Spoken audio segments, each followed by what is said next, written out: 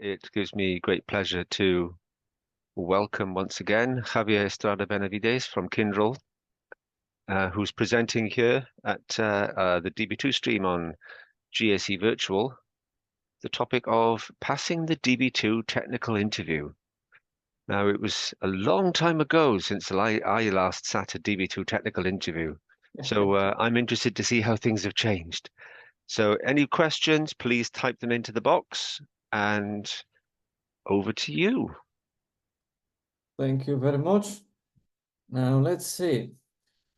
Last time I checked, there was a button in here to raise your hand, and I couldn't actually find it. Anyway, so It's under reactions at the bottom. So if you okay. wave over reactions and then click on it, then there's a wave thing there. Very well. All right. So my name is Javier Estrada. I work for Kindrel, and I have been working with DB2 and a few other roles for around 19 years already. Yes, it's really been that long. I'm actually Mexican, so I have been working over there in Mexico. I am currently based in Prague, Czech Republic. Today, I want to present something that is, well, not entirely new. In the other sessions during this conference, there was one about Newman framers. There was another one about a very interesting story by a BMC person becoming from art teacher to a DB2 consultant. You can think of this one as something close to that set of presentations, but I want to present something a bit different. So I am going to be mainly talking about what happens in a technical interview for DB2. So I was asking about this reaction button. Let me see if I can actually get a tiny bit of feedback from you. If you can use the chat or that react button, if your current job is your first DB2 job. Let's see how many people actually fit that one. Okay. Okay, then question. How many of you have been working with DB2 or mainframe for less than 8 years?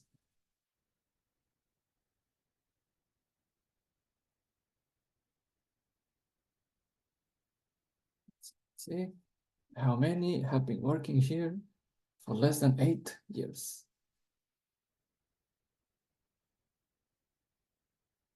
Currently nobody. Okay, then the very last one. How many of you are mentors and your mentee can fit in the previous 2 questions?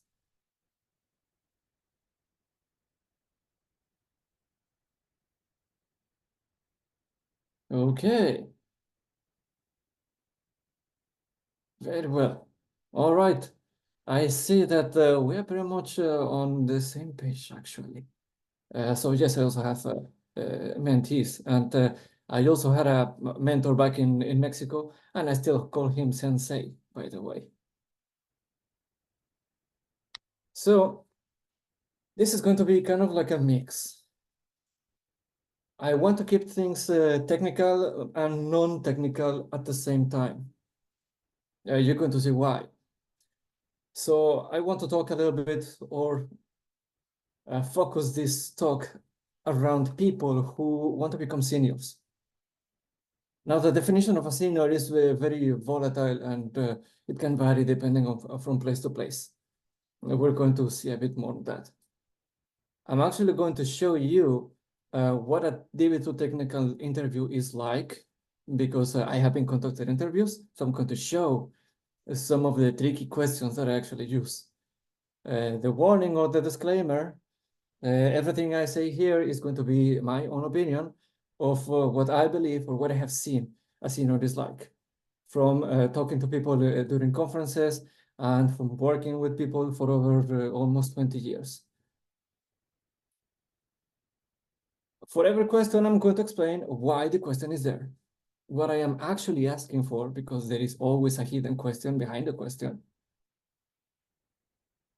I'm going to discuss the solution a little bit, include the links to the full documentation so that I will not leave you empty-handed.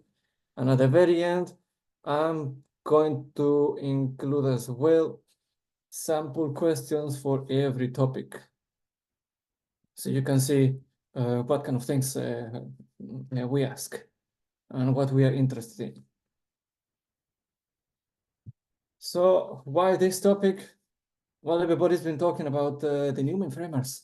Go out, get internships, talk to the distributed people, talk to the people at schools, get people in any way you can. Yes, that's totally perfect. I wish I had that kind of talk when I joined. But something that I believe it is still kind of lacking is this moment when you have been working for around between 5 and 10, well, 5 or 8 years more or less. And then you say, well, I want to be a senior. I really know what this is about. I want to really make it my career.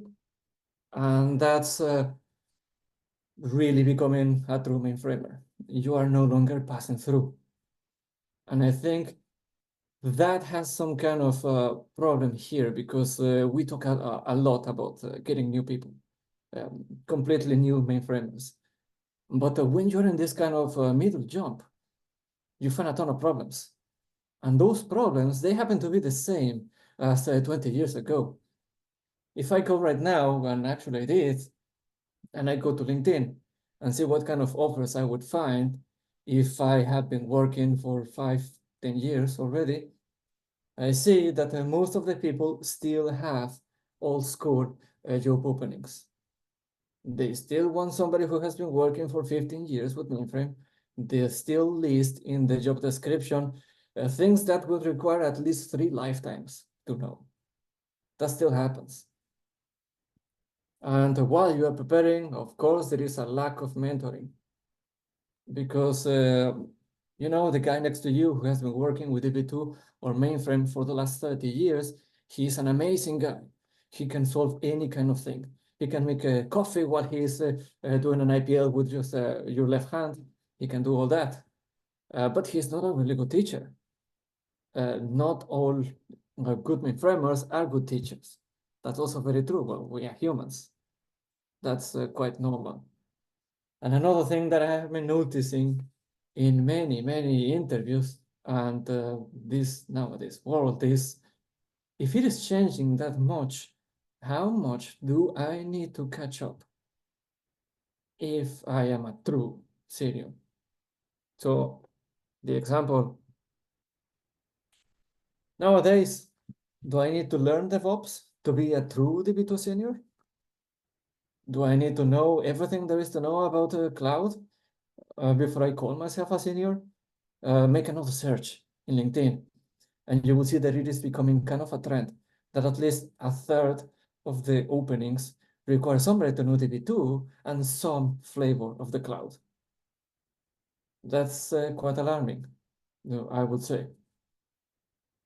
And my least favorite, well, I have been working in a bank for, let's say, 7 years. I'm a DBA, but I know nothing about being a DB2 system admin. And I call it system admin and not system proc because I still find this kind of issue. Here between us, we are system programmers. If I go outside and I see system programmer, people understand it as developer, which is truly not the case. Anyway, for this topic, if I have been working as a DBA in a very, very strict environment or work, then I know nothing about the sysproc lifetime. And that is not okay. And if you have been a DB2 system proc or system admin, and only that, and you know nothing about how to run a run stats, that's also not a problem. In these conferences, have you ever seen that there is such a thing as the DBA track and the DB2 system programs track? Have you ever seen that? I have not. And I have been going to conferences for the last 6 years in person. So we need to get rid of these profiles, or at least we need to know a tiny bit more on that. Next, why me? Why am I talking about this one? So for a few years, I have been interviewing people for both junior and senior positions. And I have been talking to people from many, many countries and almost every continent. I say almost because I haven't talked to people from Australia or New Zealand, but I have talked to people from all the other places. I am going to show you some of the pitfalls and some of what I have seen whenever I interview people. And additionally, also related to this topic, I was part of the team in IBM that created the DB2 fundamentals exam. And exactly my role was to define what kind of person would take the fundamentals exam and what kind of person would take the other, the administration exam. What is the definition and how much should each know separately? That's well, and also I've been an IBM champion for 7 years, I believe. My memory is not really that well anymore. So a quick mention about senior mainframer. You can interject or object if you disagree with what I am going to say. So I am going to ask you to remember what it was like when you were a junior trying to make this jump. And why did you want to become a senior, by the way? Is it because of popularity? Is it because you feel more stable? Is it because you really want to do this? Or if you want a better salary? In many cases, we are kind of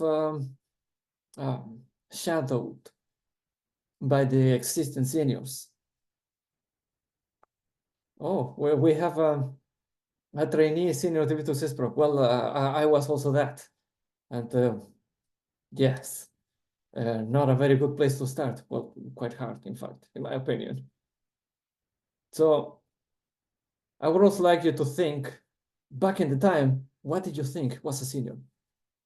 You look up to your sensei, sifu, teacher, mentor, any kind of word you want.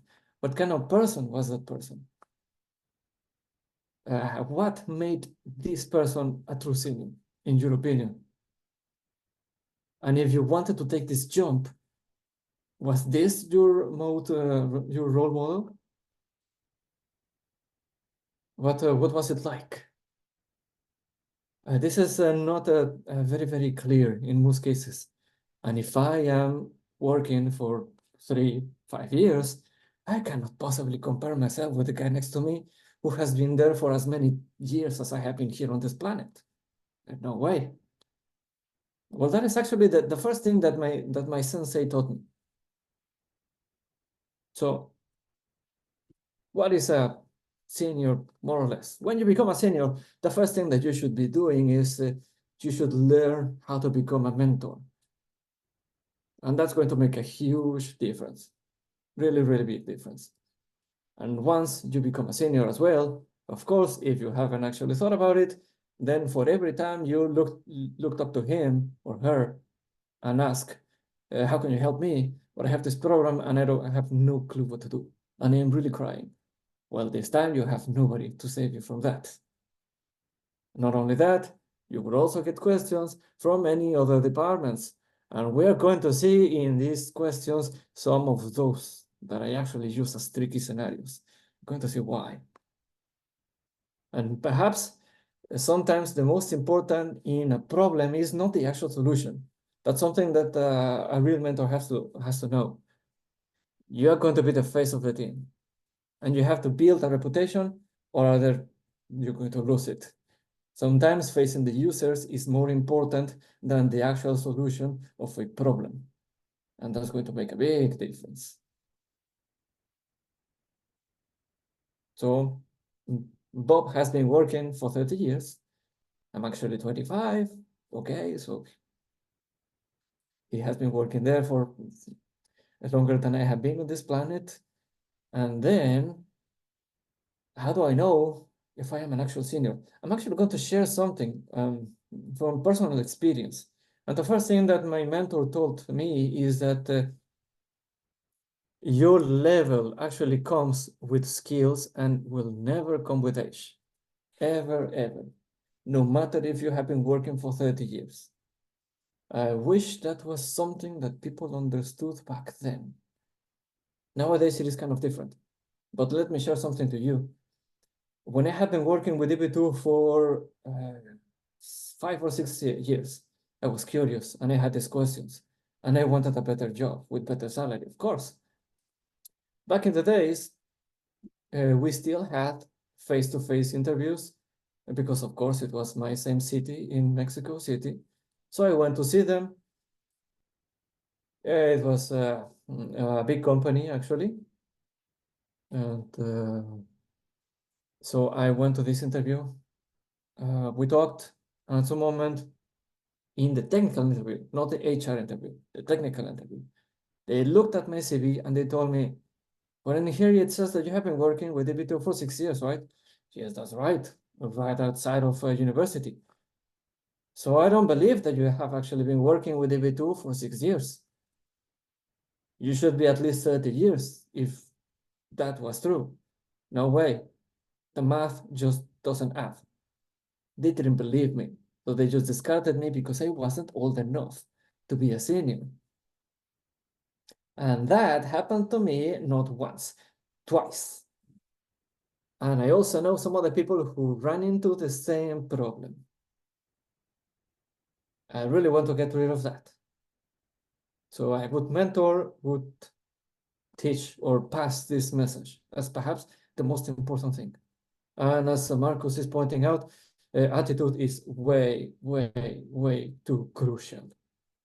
And that is why facing the users is more important than the actual solution. That's when your attitude really shows.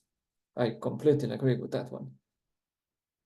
And the other thing that my mentor told me, and what I like to check in interviews, is that nobody knows everything there is to know.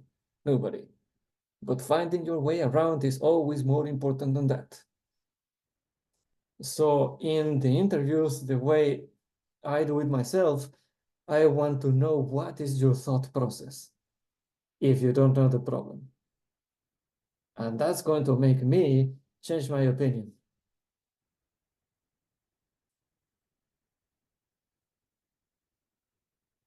And let's say you are ready, right?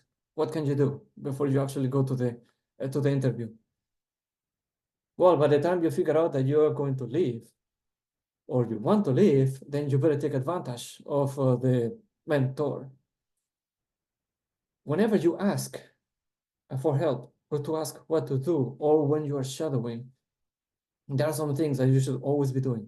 You should always be asking why he's doing the things he's doing.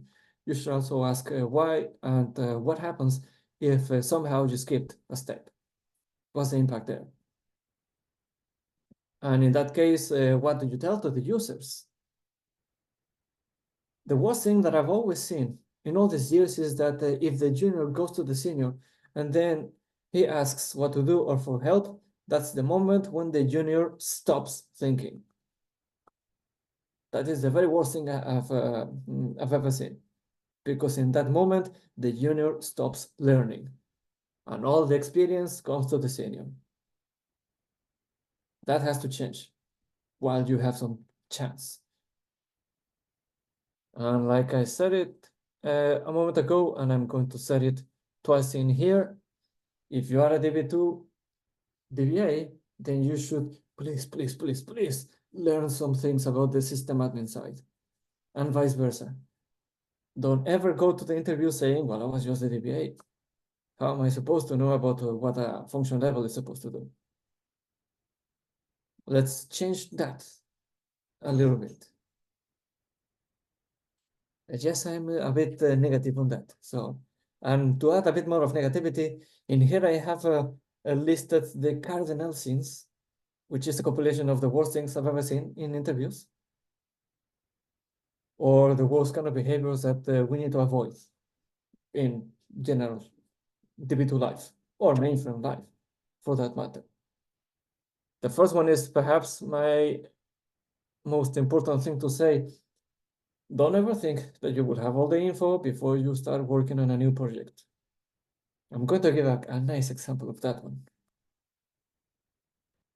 I also mentioned the previous two in the last scenario, that if the junior asks, then that's the moment when he stops thinking.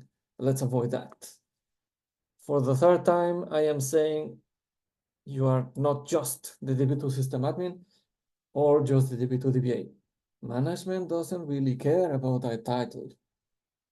And in a technical interview, we also don't care about that. Last but not least, don't take things for granted.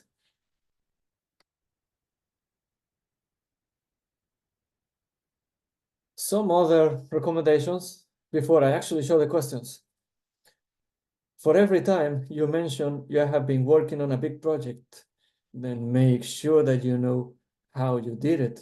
It is very, very typical to say, well, I'm going to speak for 10 minutes about how I worked in a project of enabling pervasive encryption with function level 502. But then the interviewer is asking me, all right, so can you describe to me how you enable pervasive encryption? Believe it or not, the most common answer is, I don't remember. Let's also avoid that one. And the two other recommendations that can make or break the interview. For everything that you don't know, avoid saying, I just don't know, sorry. That's completely valid, but you could go one step further if you say, I don't know, but that sounds related to this other topic. So that's the first thing I would start looking at. And then I would send this command, or I would check this. That's more interesting, because in an interview, I am not testing your memory. Nobody has superhuman memory. Well, there are some people who actually do, but that's not what I'm actually going to test. I want to see the thought process. And for every problem that the mentor did, or for every problem that he fixed, instead of just saying he did it, you can say, well, I didn't do it, he did, but I watched. And he did this, this, and that, because it was related to this topic, and the solution was this. Now, that's a true answer.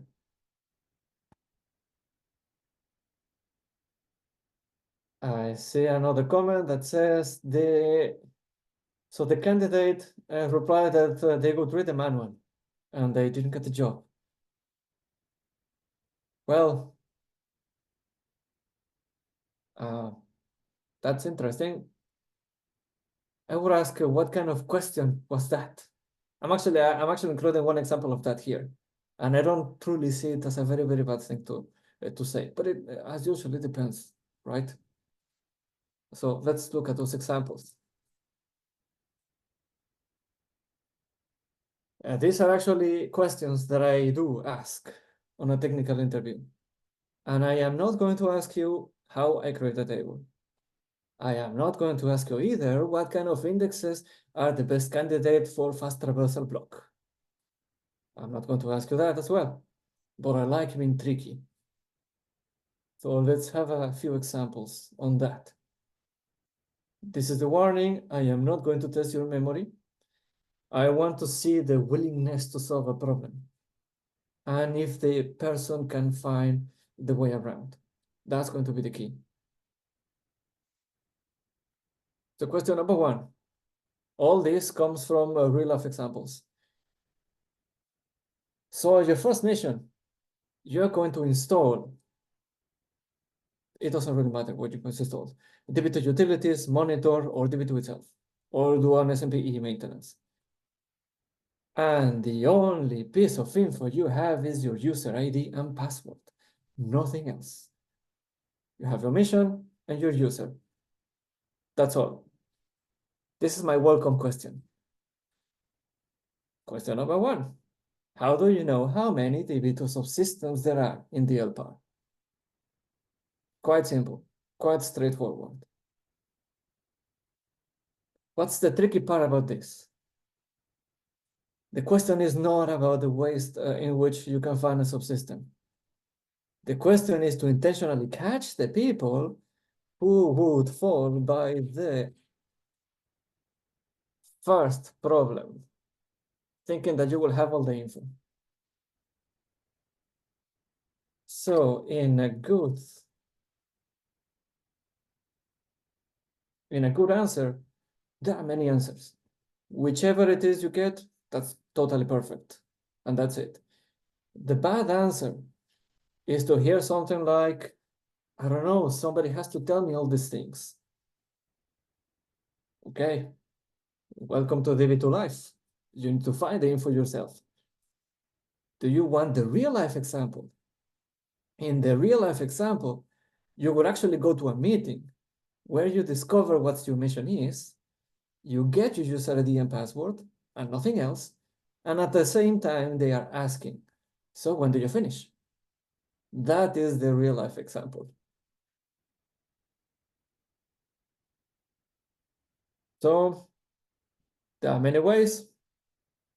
Anybody can look into the MSTR task. Sure, that's perfectly valid. It can also be the same if it is MQ, by the way. So you have to check which is MQ and which is DB2. For the bonus questions or the bonus answers, if you check with the display OP data, perfectly fine. If the DB2 subsystem is down, then that would not show up in this command, but it would actually show when you display subsystems. And additionally, if you really have no idea which is which, you can always go to the Panblib member called IEFSSN, which has all the definitions for each and every single subsystem there is in the COEC mesh. And another one that I actually found quite interesting, I asked somebody else, and so how do you find the DB2 subsystems? And the person said, well, I have no idea about SysView or about SDSF. I have no idea about that. I would just go to whichever tools they have and see what connections options they give. Yeah, totally valid. I count that as pass. Okay, and as a system programmer, as the comment says, yes, that also works. Whichever way you can get it, that's it. Next one. This one takes the advantage of having a presentation, because in an interview, I have to describe the problem. In here, I can just paste the message. So DB2 archive log offload does not work. And then the message says that you have no more space in the active logs. That's a problem. Full active logs, and I cannot offload. And pay attention to the question here. The application people come to you and they ask, what's the impact? And can you tell me what is actually working right now while you are solving it? So the question is, how do you reply to them? And what is the impact in this case? And pay extra attention. I am not asking why this happened. I am also not asking how you solve it. In here, the question is, how do you approach the user? That's just to give a more agreement to Marcus when he was saying that attitude is more important. Well, this is a very good example of that. But okay, if the candidate doesn't know about this one, that's not a big problem either. Maybe they have never seen it, so it's okay. That also counts. Then, in that case, the candidate gets a bit more questions. So, okay, if you don't know, no problem. So let's try to figure this out together, and then we will come back to the actual question. In that case, what is the DB2 log supposed to do? Okay, so it's going to contain a record for every kind of change, for any kind of alter, for any kind of delete, for any kind of modify utilities, load, log, yes, okay. Okay. Then can you generalize what kind of operations can write into the DB2 log? Well, anything that is going to modify data. Okay. And what is the difference between the active and the archive log? So the active log is kept on disk for a moment, and when they are full, they are offloaded into the archive log. Okay, good. And just like the comment says, no more updates, the world is going to end. Well, could be. Now that you actually understood the impact of the problem, can you go back and really tell me how you're going to approach the user? For the real case scenario, again, the user is going to come to you and they will not ask what's the problem. They will not ask what works. What actually happens is that they go to you and they say, hey, DB2 is down. Is it true? And that's what they're going to report to their management. So you have to deal with the solution and approaching the user. That's the real life lesson in here. Okay, in the worst case scenario, while you figure out, there are many ways in which this can actually happen. I've seen it for rocket problems, or because you are offloading first to an SMS storage group, and then it gets migrated to tape, but the first step was totally full, so no can do. In some cases, the log offload gets stuck. And after you have solved the issue, then you have to issue the command archive log cancel offload to start a new fresh offload. And in the very worst case, if you actually want to, and if you can, then just add more active logs. The link to do so is here for the full procedure. Next one, and I see this one almost every single day. I generated a DTL from a tool, and then I want to run it in Spoofy, but then I have this problem. The problem is Apple Compat. It already says so in the message. So many questions. What is Apple Compat? How do I use Apple Compat? If I have to change the Apple Compat for a Java application, how do I change it for them? And the bonus question is, can I change it for a particular application and leave the rest completely untouched? Let's pretend for a moment that I didn't say Apple Compat. And I said idle thread timeout. Can you change the value of idle thread timeout for one application and leave the rest completely untouched? The question is, again, a bit tricky because I am not testing for memory. What I want to know is if the candidate is familiar with several types of workloads. And here is where the opinions are going to branch in different ways. I completely understand if you have been working in a place that doesn't even run anything on DTF. And that's totally okay. I have also seen people who come to me saying, well, I work with SAP. SAP connects through ODBC. So I know nothing about Java or about Batch or Kix. That also happens. The key message in here is, in your next job, you have no idea what you're going to find. And if you are working in services or freelance, then you have to be ready for literally everything. So just to quickly mention it, well, Apple Compat is a buying option. So if you are standard batch, then it's a standard batch. The comments over there mentioned that you can make a new collection for separate nullity packages. Yes, that's completely true.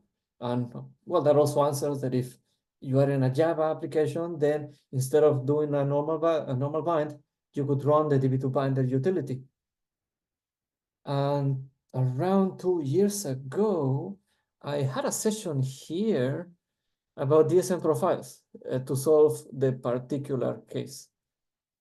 So you can define a DSM profile to make an exception for this application so that only this user ID can use this Apple Compat. And the rest will use the default. That's another way. That's also how you can solve a different idle thread timeout. I don't know if it's actually still possible to retrieve presentations from 2 years ago. But in any case, I have links for the general topic of Apple Compat, the topic of the DB2 binder, and how to work with profile tables. Now, this is another key topic, and friends from vendor tool companies might not really like it. So the junior has dropped a table space in prod, and he wants you to save him because he's literally crying and he's thinking that he's going to lose his job on that day. So you have to be the hero. Can you recover it? How would you recover it? That's the moment when everybody says, well, there is this super amazing log analysis tool that is going to do everything by a miracle. And all I need to know is the name of the object, or maybe not even that, just the time range in which it happened. Okay, fine. But if you were to do it on your own, how would you do it? How far would you get? And do you know what the tool actually did in the first place?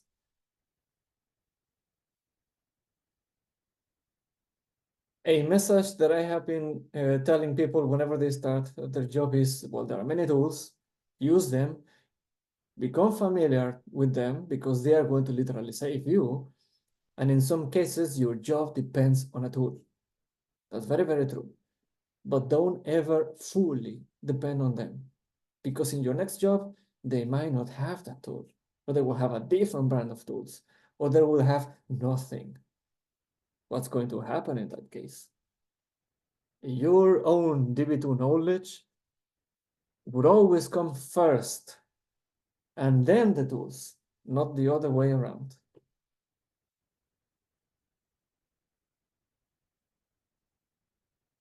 So for that case, so here's the usual link on how you can use the SN1 copy with the OBIDX option to make the recovery, and a very, very clear mention that there is a missing piece in the DB2 log that you cannot recover on your own. This is why the tool comes in very handy. Now, I love this one. I really love this one. I want to make a table space, and it has to be 16 gigabytes, but it failed. There are many ways to ask about this one, depending on the level of the person. So, in the generic way, how can I make big table spaces? Most people would tell you, well, I just add DS size 16G in the statement of the create table space. But that's what I just did, and this is why I got that problem. The true question is, what SMS attributes are going to affect my table spaces and how? I know and I fully understand that you are not the storage admin, but there are some settings that will affect your tables. Do you know how to work with them? And I see many people replying, extended addressability. Okay, so the next question for that case would be, yes, that's true. But how do you know that the name that the storage guy gave you actually gives extended addressability? That would go a bit further and answer the full thing. Do you want the other real-life example? Here it is. I'm going to migrate an application to DB2. So there is nothing. I'm going to create a new alias, a new catalog. I'm going to talk to the Rakev person and define the Rakev profiles, but the storage person comes to me saying, what kind of attributes should we give to the new VSAMs? In most cases, I ask the storage person to give me the names, but in this case, he is asking you. So it would give you extra points if you can become familiarized with the SMS aspects that are going to give you these kind of things. What do I need to make big table spaces? Everybody in here said extended addressability, and you can figure out the value by ID comes, also correct. Also, there is another setting, well, actually the same one, that can enable for multi-volume extension. What happens when the table has been migrated by HSM and the application people are asking you, why is this so slow? Well, it has to be recalled. But then what triggered that? It could go a very, very long way to get to know all these kind of things. And there's a very, very nice comment saying, don't ever let the storage guys migrate production tables. Yes, completely agree. How do you know that this is going to happen or not? Well, for the very short lesson, these are the three SMS attributes that are going to change the behavior of your tables. First and most important, the storage class is going to tell a VSM or any dataset whether this is SMS controlled or not. You can actually change it on the fly, and then very interesting things happen if you do. There is another product that works that way. Let's just say that you can move an entire database to optic disks if you change the storage class. Now, the management class is going to tell whether you need backups of these datasets, not applicable to your tables, but truly applicable to the DB2 software. And it will also control whether the tables are going to be migrated or not. And the point in question, the data class enables extended addressability, the usage of key labels, and the extension for multi-volumes. Another key point of that, this attributes is, I can change this one on the fly. I can change this one on the fly. This one I cannot. I need to recreate the VSM for that, or any dataset. Here's another one I also liked when this happened. So the Rakef guy accidentally activated DSNR Rakef class. And now everything in DB2 is throwing the super generic Rakef error. Yes, I said Rakef. So the Rakef person goes to you and he says, well, I am the Rakef guy, so I can define anything there is to define. I'm the Rakef person. But you, as the DB2 person, can you please tell me what I need? I need to save these guys. And I cannot know because I'm the Rakef person. If you tell me what to define, I'll do it right now. And in 5 minutes, everything is going to be happy. What would be your reply in this case? And this is when I actually disagree with the comment on the chat. You cannot, well, it's okay if you know, but in most cases, you don't know by full memory all the single profiles that you have to define, that there is the batch profiles that are going to control batch programs, that there is the dist profile to control people coming to the DF, and there are conditional profiles if they connect through TCP/IP. There is a server profile if they connect through store procedures. It's okay if you don't know that. It's totally okay. But you cannot deny help to the Rakef person. And this is the case where I actually have to say, well, I have to look into the manual and see into the security definitions and work with him. This is the case when I actually think that looking at the manual is the right answer. Back out the change. Well, yes, that's totally the solution. But if they really wanted to keep it, or they are just playing around in test, well, I would argue that it is better to learn. Okay. So the full description of every single RACF resource that has to be defined is here. And I did not touch RACF's full security. That's a completely different animal. Now for my very last scenario, an application that is running stored procedures suddenly cannot run any stored procedure.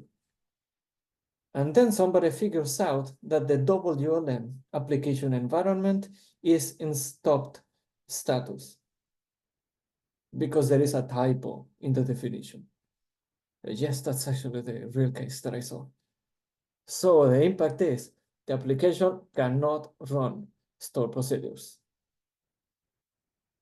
Fixed JCL, yes, if it is the starter task that provides the service. And what happens when the typo is in WLM? That's actually what happened in real life. So the question is, how do you define support for stored procedures? And who is going to change the typo?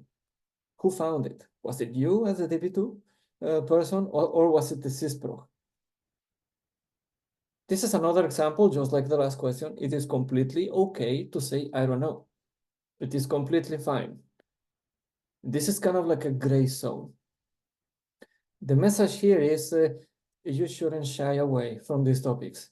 If there is an interconnected topic that is going to enable a feature in DB2, then you should get to know a tiny bit. Just that it exists, even that is already enough, because it means you can actually find it whenever you need to. Simple as that. If you do know all by memory, then, well, that makes you eligible to pass the certification exam, I'd say. But this is not a certification exam. I just want to find if the candidate can actually go to the sysprog or can actually go find out. If the candidate just simply says, I don't know, because that's a sysprog thing and that's out of my reach, then that's not good enough. That's the difference between and this is why I actually mentioned in the very beginning, what is a senior and what is not a senior. So a senior would actually try to find out. So there are two ways to do that. By panel, use the first link. By JCL, use the other two links. Was it too hard, in your opinion? Those are tricky questions that I actually use in real life. Not all of them, but I do use some of them.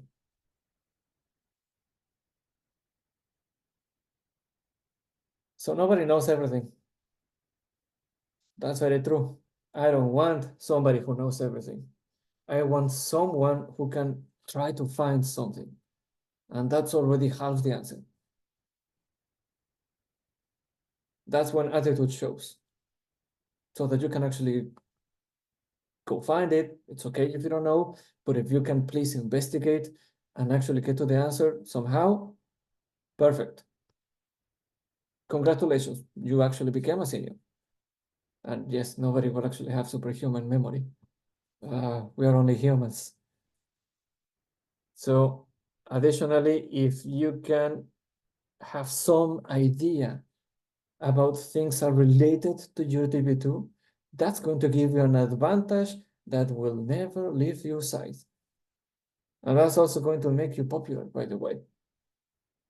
And last but not least, when I am a junior and I work with my senior, I ask, what's my task? What am I supposed to do? If you're going to do an installation, then how should I help? If you want to go one step further, instead of doing that, you have to become the mastermind. How about you take care of this project? How about you make the list of what needs to be done? How about you tell me what happens if you skipped this step? What would be the impact in that case?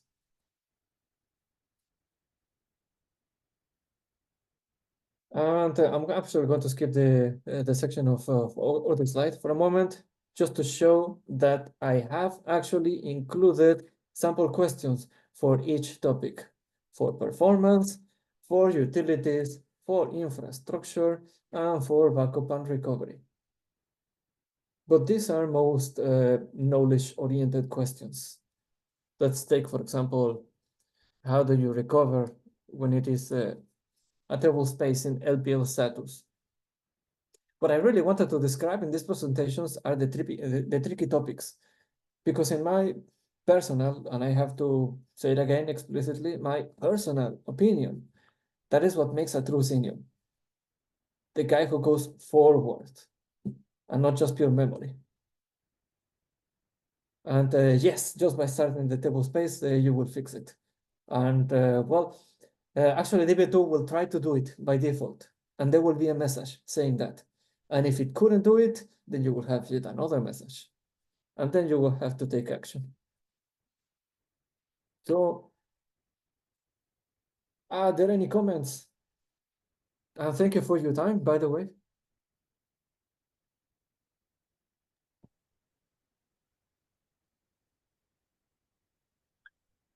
Well, it's been a great presentation, a great session, Javier.